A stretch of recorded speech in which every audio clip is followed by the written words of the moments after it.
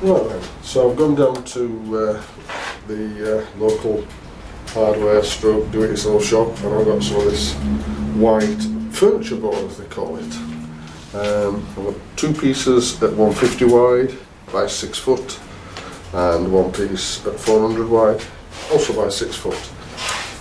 They were £8 a piece, that was 12. So hopefully between those we should have plenty and some left over to make all the bits for 3D printer. So what I'm going to do, part of my idea is to let the hardware drive the system.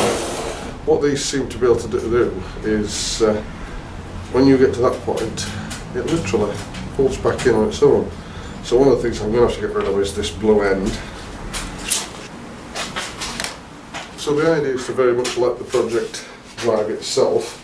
I'm going to let that be the width of the printer, and then I'm going to let the hinges, the drawer runners, decide the length and effectively go for a bed of that size to start with, and let's see how well we can make that work. And then the intention is, under the middle of this centre section, we'll have a piece of wood with the belted drive on it, and don't know which size of the stepper bolt I need, but at the end of that, and this will be supported from the back wall and potentially with a bit at the end to stop it flopping, so that you've got the stepper driver there which will have a wheel on it, the belt moving backwards and forwards on it, underneath, so in other words that'll all be that way up, so it'll be underneath, the will be the moving drawer, and that will then this will stay straight. The belt, as it goes backwards and forwards, will slide the table forwards and backwards. Now then, wherever this table is, because of the way these drawer runners run, it is going to go in one direction. In other words, it's going to go that way.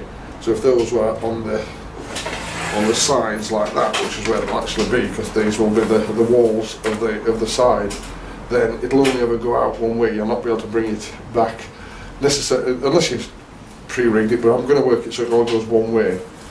So the thinking is that this will be the front, or that this will be wherever, this will be the end, front or back, it doesn't really matter, but this will be where the actual bridge is, so that the bridge that goes over will always be at the edge of the table, and the table will move out underneath the bridge, and your printer go back and forwards.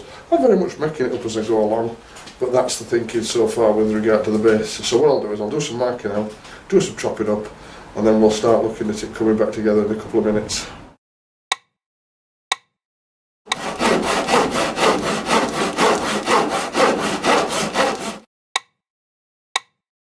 Right, so I've sewn the bed and the two sides, and the ones there, and then so that this overhangs half the width. I'm actually going to measure the width across, which according to this is 41.5 centimetres, or if you want to be accurate, 413 millimetres, and then that will mean that the table will just sit slightly over each of the sides when the back's put on, is the thinking. So the thinking is at this stage that what we'll have is we'll have the back and the two side walls, which will both house the wire mechanism and also the electronics, which means at some stage I will actually put a board across there for strength. I haven't quite decided where we're going to put that, and then the whole table will slide up and down there. It's a bit tall, but then with plenty of room for the electronics and everything that needs to be inside there. And then this piece of wood that is going to take the actual motion will just sit down inside there, perhaps stick out at the front so that the belt can move. Might even stick out further still, I don't know. But basically the idea is that one of the wheels will be there, stepper motor will be back, and the second with the driving wheel on that, and then along there and back will be the tooth belt, which will be, you have a gap in it. Where the gap is where I will attach it to the drawer, so the whole thing moves up and down. So when I've got that all together, we'll come back and have a look at that. Right, so one of the things about designing or building things on the roof is to try and foresee when you're going to mess up. And one of the things I realised as I was doing it 2 minutes ago is if I put that flush on that edge, then there's a chance that as that moves in and out, the table might just rub on that bottom, and if any weight goes on it again, it might rub through the You don't want any binding or rubbing, because it doesn't get better, it usually tends to get worse. So initially I thought I'll lift those up by 5mm and basically lift it off that so that we've got a gap between the actual edge and the table. But then it also struck me that the other problem I've got is that because that edge doesn't want to go straight into the side of the actual master piece, because that would make it even lower, I need to put a little batten on there.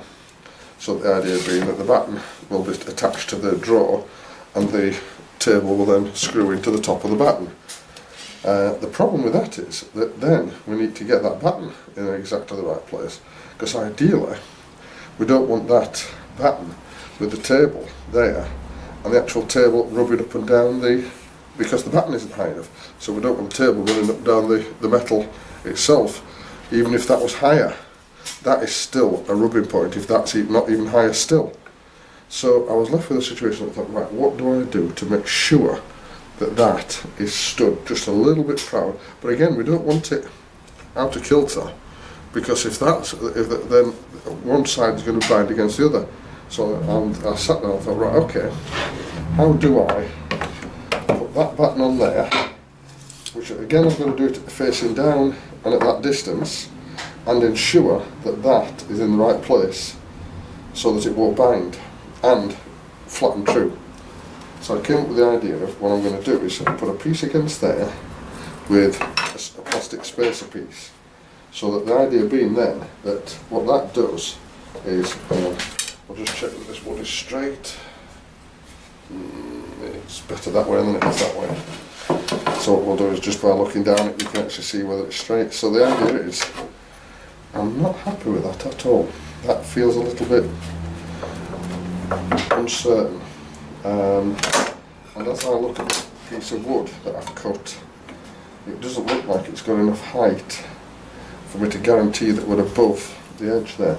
It might have. I don't suppose I don't do a lot at the edge. I suppose with a 3mm gap there. So yeah. So basically, I'm going to get another piece that's higher. I'm going to perhaps get a thinner piece. So I'll see. Well, that might do it. The key is that that isn't high enough, and what I need to do is I need a piece to support this while I'm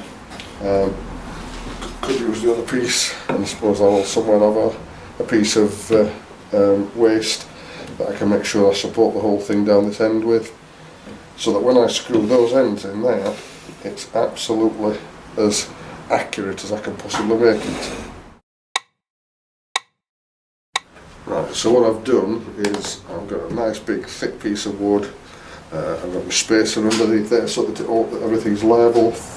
I've pushed the drawer out, I've pushed the wood in and pushed the wood against there. So I've got everything absolutely as tight as I possibly can, and then I've even put a clamp on there to ensure that that's held all the time. So I'm now going to drop the screws into there so that we now know that that is absolutely in the right place, and it is literally keeping a distance above there so that when that table is on the top sliding up and down, it won't actually foul that top edge. And I'm going to do the other side and make sure I mirror them and face it the other way around. So I'm going to pre-drill, actually do it with a bigger drill, because I don't want this bit split out. So I'm going to pre-drill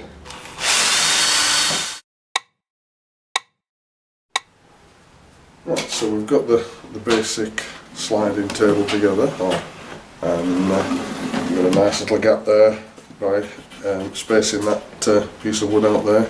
So we've got a nice little gap, so guaranteed we don't rub. And the idea is that the head is going to go backwards and forwards there, so that as the whole thing moves out, it can get to the whole table.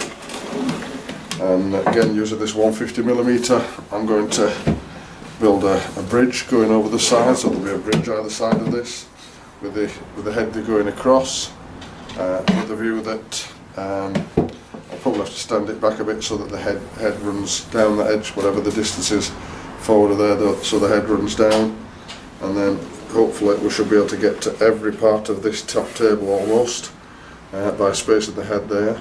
And then the other thing we're going to need to do as well, which, to finish this base off, is the actual base movement on the stepper motor, which what I'll have to do is around this back here. I'm going to have to cut a hole out so that this bar can run up and down with the pulley at the front, with the view that as the whole thing is moved up and down with the GT2 belt, that's effectively the Y-axis. I'll need to work that out, and I'll do that in the next video.